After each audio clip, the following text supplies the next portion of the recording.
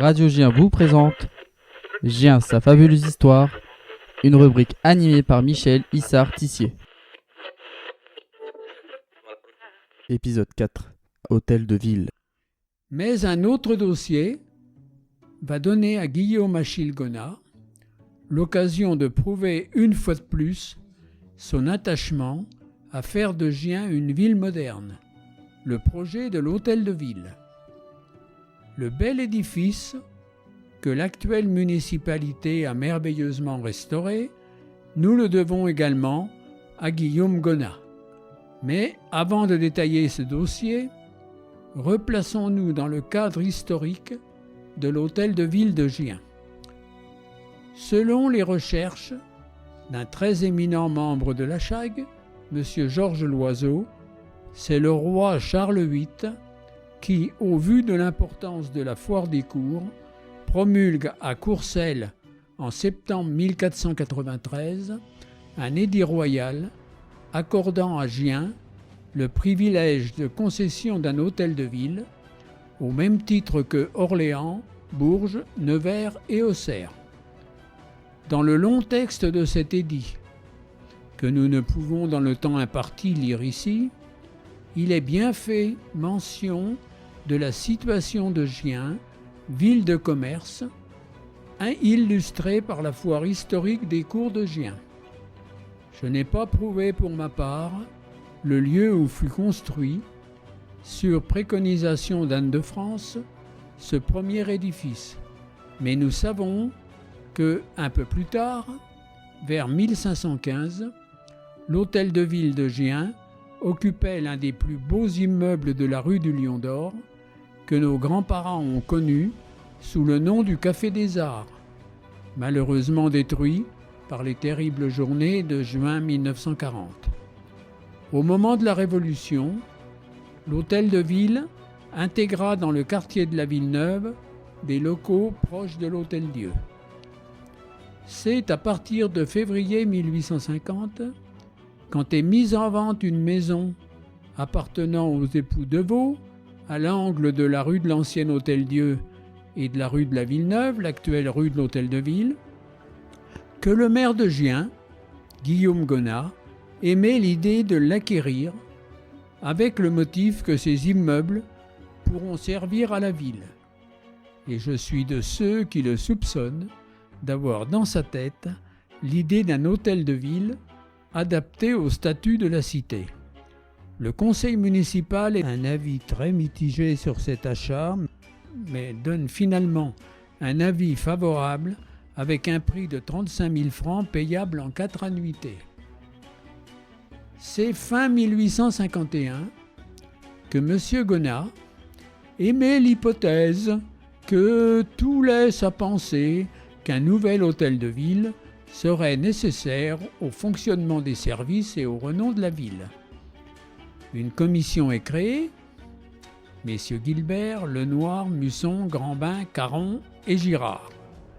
Et le 17 mai 1852, le Conseil vote le projet. Pour sa réalisation, la boucherie Leblanc, attenante à l'actuelle mairie, est expropriée et la maison Choupe est acquise aux fins de démolition. Le plan de financement, 38 000 francs empruntés avec remboursement annuel de 7 500 francs et imposition extraordinaire de 10 centimes additionnels, est accepté. Tout est donc sur les rails. Mais rien ne peut empêcher, ici comme ailleurs, le grain de sable qui va enrayer la machine.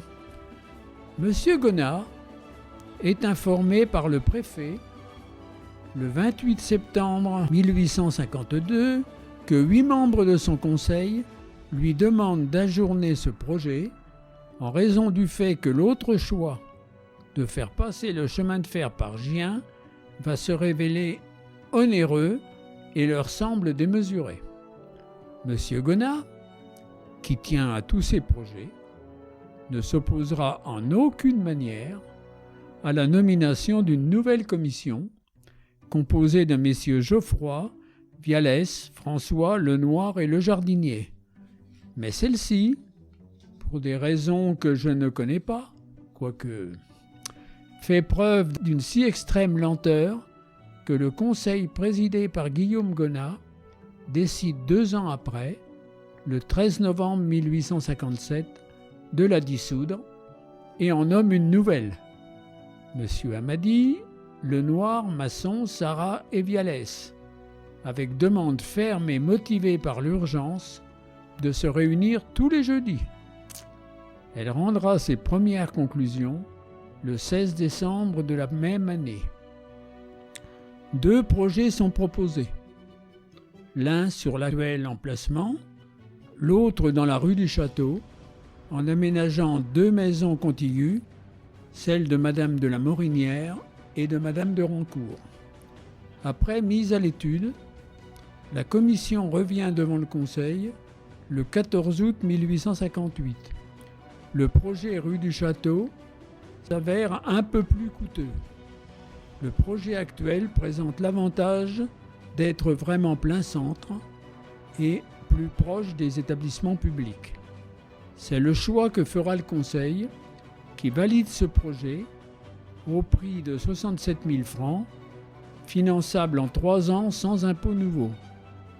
Mais comme en toute opération de ce genre, on n'est jamais exempt de surprise, un nouvel emprunt de 29 000 francs et un vote de 10 centimes additionnels seront nécessaires. Ceci étant dit, enfin, le 28 juin 1859 à midi, Guillaume Gonat, maire de Gien, pose en présence de M. Camille Bonnet, sous-préfet de l'arrondissement, la première pierre de notre hôtel de ville. Par prudence, mais je crois avoir l'info, je ne révélerai pas sur cette radio son emplacement, car elle contient une boîte en chêne avec 10 pièces de monnaie. 5 francs, 1 franc, 0 franc 50, 0 franc 20, 0 franc 10, 0 franc 05, 0 franc 02, 0 franc 01, et elle est recouverte d'une plaque en cuivre portant la déclaration suivante. Le 26 juin 1859, 7e année du règne de Sa Majesté Napoléon III, empereur des Français, M. Camille Bonnet, sous-préfet de l'arrondissement de Gien, M. Guillaume Achille Gonat-Priandi, maire de Gien, avons posé la première pierre de l'hôtel de ville. Les travaux ont donc débuté. Le Conseil a approuvé en 1860 le pavage de la cour d'honneur, les 2 candélabres du portail, la réalisation des jardins, l'achat des lustres de la salle des mariages et l'achat des dernières maisons pour ouvrir la place face à la loi. À noter, une motivation exceptionnelle des conseillers, si j'en crois une recherche de Marcel Champeau, qui cite « À la fin des travaux, il manquait un peu d'argent. Pour terminer l'édifice, les conseillers mirent la main à la pâte et avancèrent sur leurs fonds propres les derniers fonds nécessaires. » Le 10 mai 1862, une commission est nommée, Geoffroy, Nibel, Lenoir et Moreau, pour préparer une inauguration qu'ils veulent exceptionnelle. Et finalement, celle-ci fut à la hauteur de leurs espérances.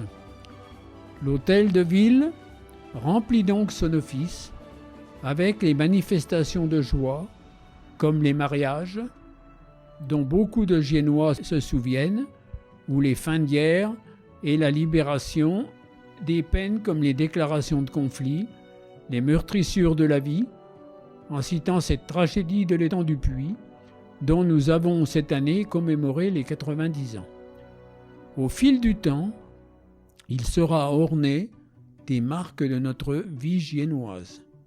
Les peintures de notre compatriote Henri Jamet, la fresque en faïence de Gien en mémoire des guerres et des résistants, qui orne encore le bel escalier central, la pendule que nous appelons la Mouillonne, en mémoire de M. Mouillon, et la place face à la Loire, qui recevra en 1923 le monument aux victimes nombreuses de cette guerre horrible, qui vit 123 Giennois à disparaître dans le froid, qui s'abattit de 1914 à 1918, auxquels vinrent hélas s'ajoutent d'autres noms dans ces conflits du XXe siècle.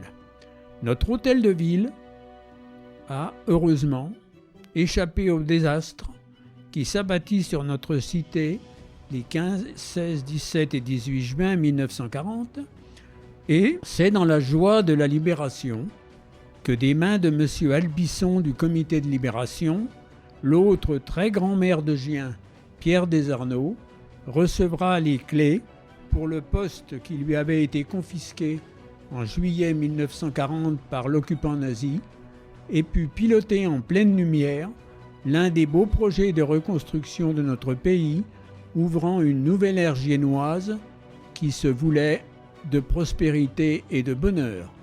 Ainsi peut se résumer l'œuvre d'un des plus grands maires de Gien, qui fut malheureusement quelque peu ignoré de sa ville et pour lequel il fallut attendre 2013, sur demande expresse de la CHAG, que j'avais le grand honneur de présider, la décision du Conseil présidé par M. Quérico pour que soit enfin donné son nom à l'espace qui jouxte son hôtel de ville, où à nouveau les éléments principaux de la vie de nos concitoyens peuvent trouver l'apparat qui leur est dû.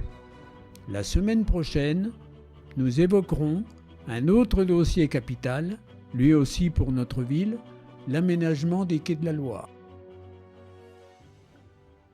Cet épisode est à retrouver samedi à 11h sur Radio Gien et ainsi disponible sur la plateforme streaming Spotify et sur la chaîne YouTube de Radio Gien.